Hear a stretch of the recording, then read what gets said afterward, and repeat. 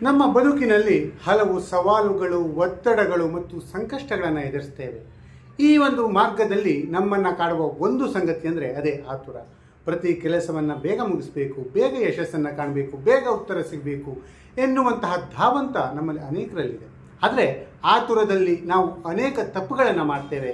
ಆತುರದಲ್ಲಿ ಮಾಡಿದಂತಹ ನಿರ್ಧಾರಗಳು ನಮ್ಮ ಸಂಕಷ್ಟವನ್ನು ಇನ್ನಷ್ಟು ಹೆಚ್ಚಿಸುತ್ತದೆ. ಅದರಿಂದಲೇ ಈ ಒಂದು ಹನಿಗವನ ನಮ್ಮ ಒಂದು ಜೀವನಕ್ಕೆ ಬಹಳ ಮುಖ್ಯವಾಗಿರುವಂತಹದ್ದು. ಅದೇನೆಂದರೆ, ಮಾಡದಿರು ಆತುರ, ನಿಧಾನಿಸು ನಿನ್ನ ವಿಚಾರ, ಸಿಗುವುದಾಗ ಉತ್ತರ, ಸಂಕಷ್ಟ ಆಗುವುದು ಪರಿಹಾರ. ಈ ಒಂದು 4 ಸಾಲುಗಳು ನಮ್ಮ ಜೀವನದ 4 ಮುಖ್ಯ ಪಾಠಗಳನ್ನು ಹೇಳುತ್ತದೆ.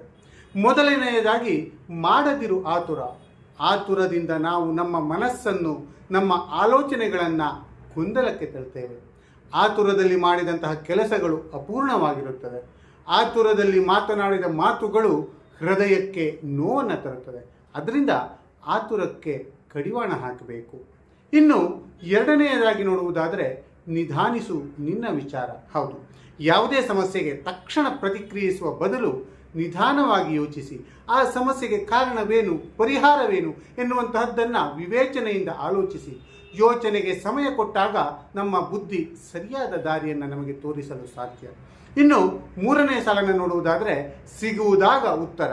ನಾವು ಆತುರದಿಂದ ಉತ್ತರಕ್ಕಾಗಿ ಹುಡುಕಿದಾಗ ನಮಗೆ ಸರಿಯಾದ ಪರಿಹಾರ ಸಿಗುವುದಿಲ್ಲ.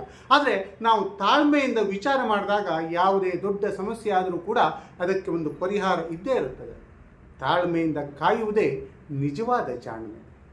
ಇನ್ನು 4ನೇದಾಗಿ ನೋಡುವುದಾದರೆ, ಸಂಕಷ್ಟ ಆಗುವುದು ಪರಿಹಾರ. ಅಂದರೆ ನಮ್ಮ ಸಂಕಷ್ಟ ಪರಿಹಾರವಾಗುವಂಥದ್ದು ತಾಳ್ಮೆಯಿಂದ. ನಾವು ಆತುರವನ್ನು ದೂರ ಮಾಡಿ ವಿಚಾರ ಮಾಡಿದಾಗ ನಮ್ಮ ಸಂಕಷ್ಟ ಪರಿಹಾರ ಆಗೋದಕ್ಕೆ ಸಾಧ್ಯ. ನಾವು ಅಂದುಕೊಂಡಿದ್ದಕ್ಕಿಂತಲೂ ಸುಲಭವಾಗಿ ಸಮಸ್ಯೆ ಬಗೆಹರಿಯುತ್ತದೆ. ಬದುಕು ಎನ್ನುವಂಥದ್ದು ಒಂದು ಓಟವಲ್ಲ, ಅದೊಂದು ಪ್ರಯಾಣ. ಈ ಪ್ರಯಾಣವನ್ನು ಶಾಂತವಾಗಿ ಆನಂದದಿಂದ ಸಾಗಿಸಲು ಆತುರವನ್ನು ಬಿಟ್ಟು ತಾಳ್ಮೆಯಿಂದ ಹೆಜ್ಜೆ ಇಡುವಂತಹದ್ದು ಮುಖ್ಯ. ನೆನಪಿಟ್ಕೊಳ್ಳೋಣ, ಜೀವನದಲ್ಲಿ ದೊಡ್ಡ ವಿಷಯಗಳನ್ನು ಸಾಧಿಸಲು ಆತುರ ಪಡುವಂತಹ ಅಗತ್ಯವಿಲ್ಲ. ಸರಿಯಾದ ಸಮಯಕ್ಕಾಗಿ, ಸರಿಯಾದ ಆಲೋಚನೆಗಾಗಿ, ಸರಿಯಾದ ಉತ್ತರಕ್ಕಾಗಿ ಕಾಯುವುದು ಮುಖ್ಯ. ಆಗ ನಮ್ಮ ಬದುಕು ಇನ್ನಷ್ಟು ಸುಂದರವಾಗುತ್ತದೆ.